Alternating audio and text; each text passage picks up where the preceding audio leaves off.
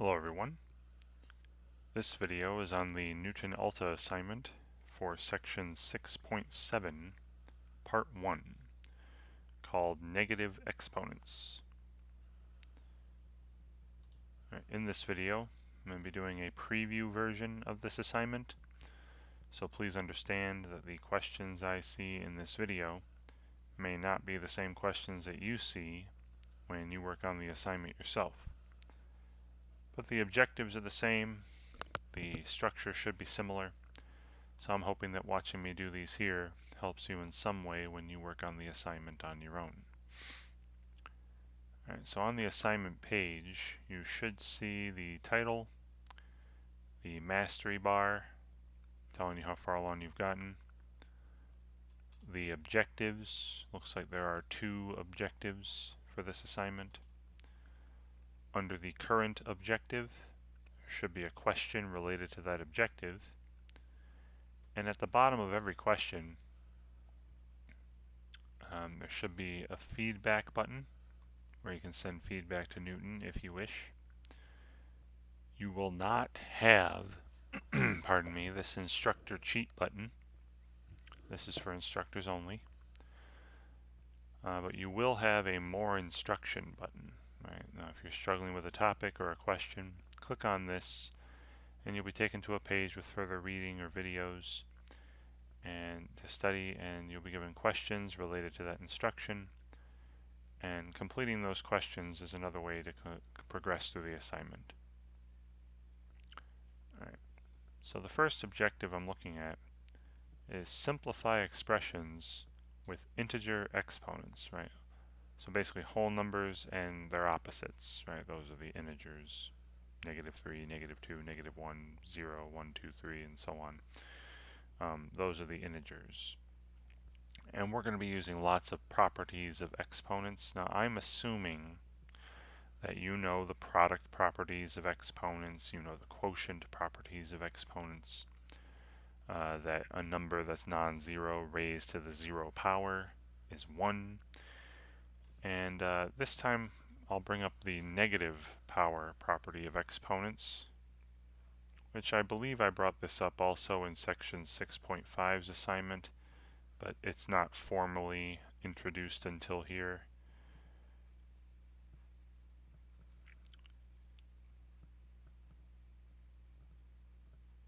Right, so negative powers. So if you take a number, and I'll use b as the base, and raise it to a negative power, say to the -m. A number to a negative power is just the reciprocal of that number to the positive power. So 1 over b to the positive m. Right, and I'll make that little note. That negative powers are just the reciprocals of the positive powers.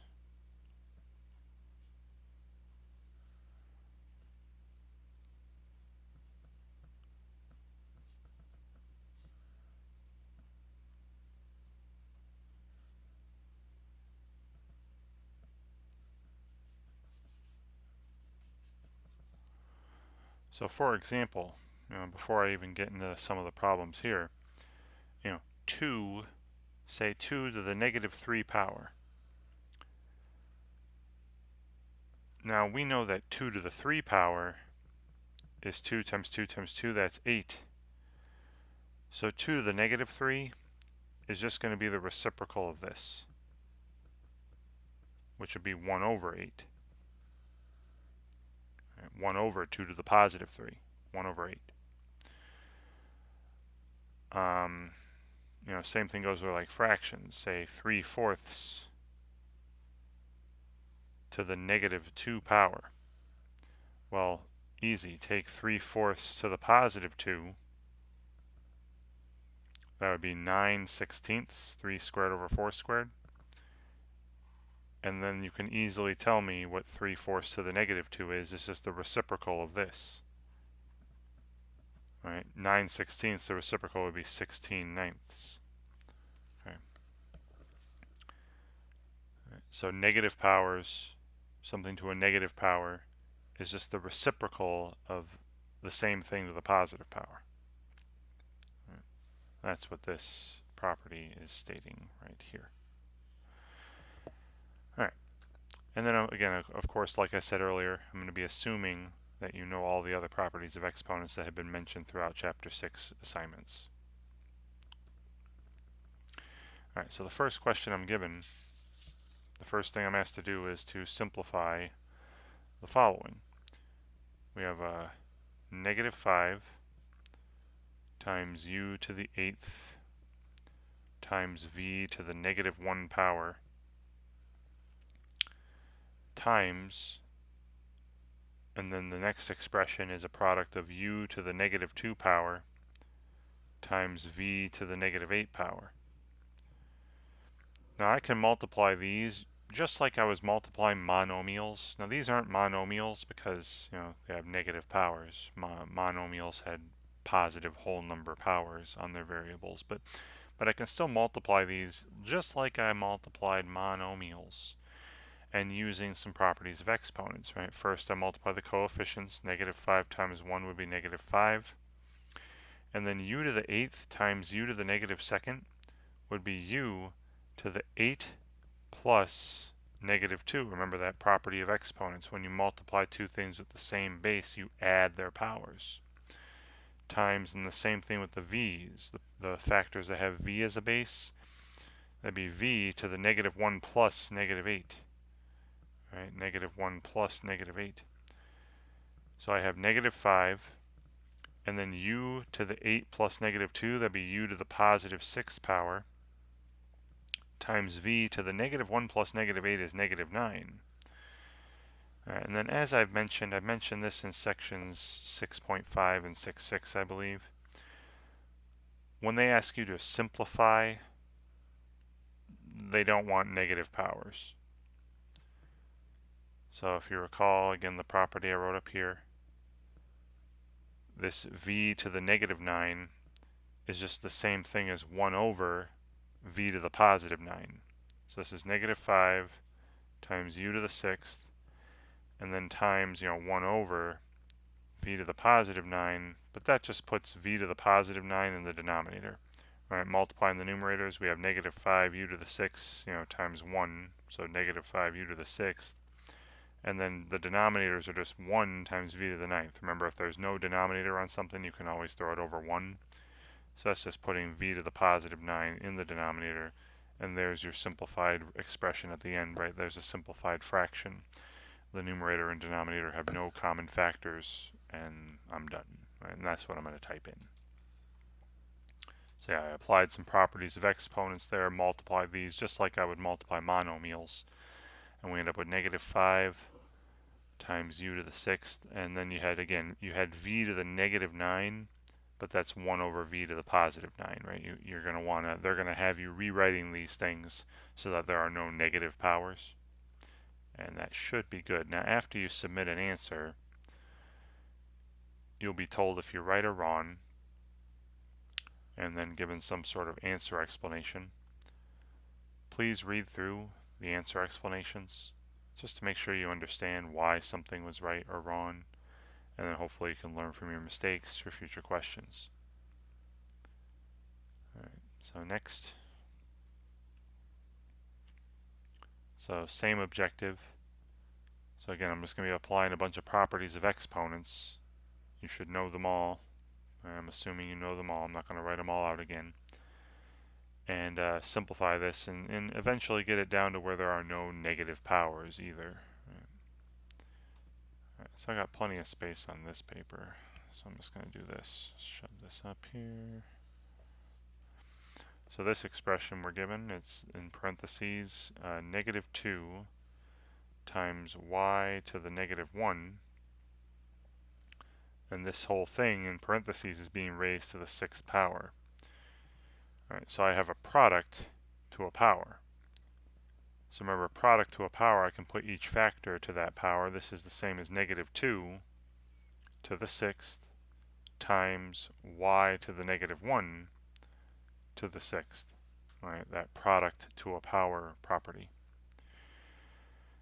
Alright, now a negative number to an even power is going to end up being positive. Alright, this is negative 2 times negative 2 times negative 2 times negative 2 times negative 2 times negative 2, right? Negative 2 to the 6th power would be positive 64. And then here I'm applying that power to a power property. And if you raise something to a power and then raise that again to another power, you multiply those exponents, keep the same base. So this would be y to the negative 1 times 6, or y to the negative 6th power. And then as I mentioned earlier, y to the negative 6 is just the reciprocal of y to the 6th. So this is the same thing as 64 times, y to the negative 6 is 1 over y to the positive 6. So this is just 64 in the numerator divided by y to the 6th in the denominator. And that's what they want, right? They want a simplified fraction, a simplified expression with you can't use properties of exponents anymore, and there are no negative powers. And that's what I'll type. Right, so this ends up being 64 divided by y to the 6th power. Great. Alright, moving on. And it's pretty similar to this, I think, for all of these. Use the definition of a negative exponent. Again, just remember, raising to a negative power doesn't mean the result's going to be negative. Right? You saw my examples earlier. When I raise 2 to the negative 3 power, the result is positive 1/8. Right? When I raise 3/4 to the negative 2 power, the result is positive 16/9. Right? Just raising to a negative power doesn't make the result negative. All right, so the next example I'm given, the next question, is what's this number? We have 7 times 6 to the negative 2. Now the 7 is to the first power, so that's going to remain 7. 6 to the negative 2 is 1 over 6 to the 2, so that's going to put 6 to the 2 in the denominator. And what is 6 to the 2? What is 6 squared? That's 36. So this ends up being 7 divided by 36. There's 7/36. Right, and that's as simple as that fraction gets. Right, the numerator and denominator have no common factor. And that's all they're asking for. This is equivalent to positive 7/36.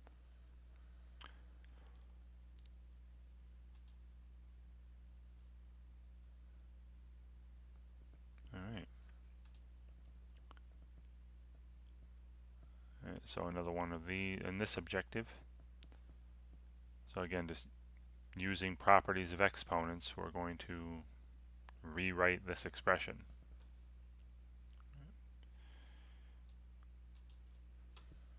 So I have this negative sign out in front. That's going to stay there. That's not being raised to any powers. And then in parentheses, I have what's being raised to the power. 5 divided by 3u cubed. And then this is being raised to the negative 2. Alright, so remember what I did earlier with 3/4 to the negative 2? We can think over here. This is some side work that I'm doing over here. 5 divided by 3u cubed. What if instead of raising to the negative 2, I raise it to the positive 2? And then it raised to the negative 2 will just be the reciprocal of this. Well, this is going to be 5 squared, which is 25, divided by, and then 3u cubed squared. 3u cubed times 3u cubed would be 9u to the 6th.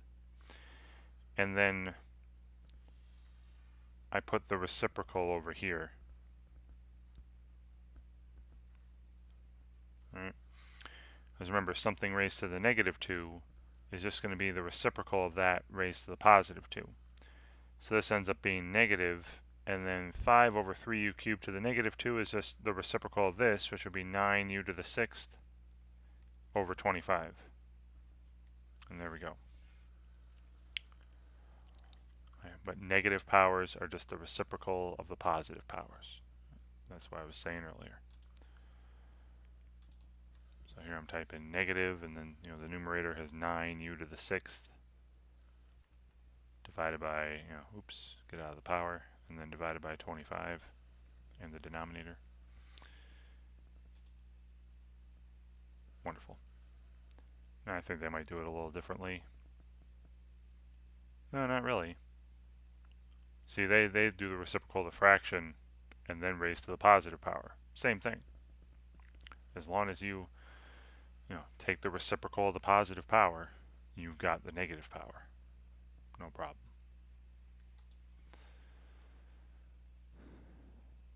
All right, so another one in this objective. So again, we have something raised to a negative power.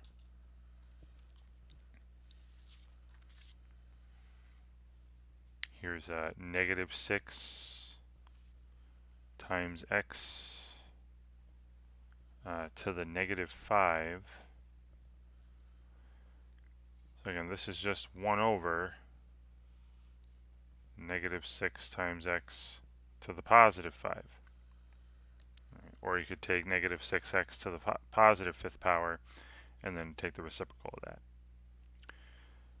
Alright, so this is going to end up being a negative number because down here negative 6 to the 5th power would be a negative. Negative number to an odd power is negative. 1 over, and then 6 to the 5th times x to the 5th. Now 6 to the 5th power, it's pretty sizable. I'm just punching into a calculator off to the side here. That's 7,776. So this is negative 1 over 7,776 x to the 5th. There you go. That's as simple as that fraction gets, right? The numerator and denominator have no common factor. All right. So back here, negative 1 over 7,776 x to the 5th. And that should be good.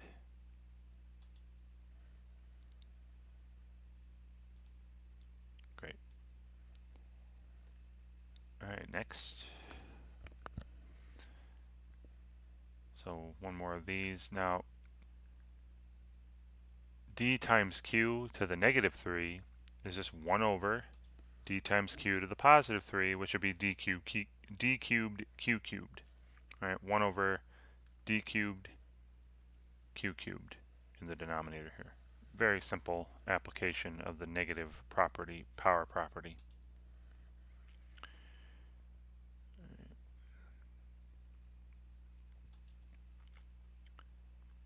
Alright. And here, 8a to the negative 1 to the negative 1. I'll write this one out. Lots of room here. So again, I have a product to a power. So remember, I can put that power on each factor. This would be 8 to the negative 1 times, and then a to the negative 1 to the negative 1, power to a power. Negative 1 times negative 1 is positive 1, so that's just a. And then 8 to the negative 1 is 1 over 8. So this ends up being just a over 8. Right? A divided by 8, or 1/8 times a, when totally simplified, and have no more negative powers. So this is a divided by 8.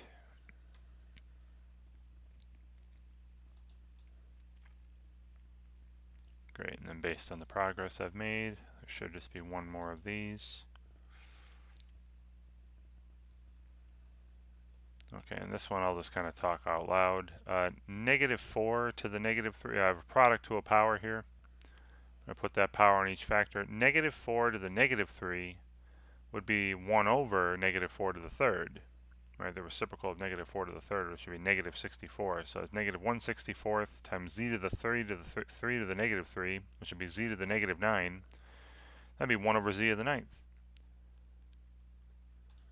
So this ends up being negative, and then 1 over 64 z to the 9th in the denominator. Right? The 64, the 4 to the third, and the z to the 9th would end up being in the denominator of this one. And again, you can write that out if you want.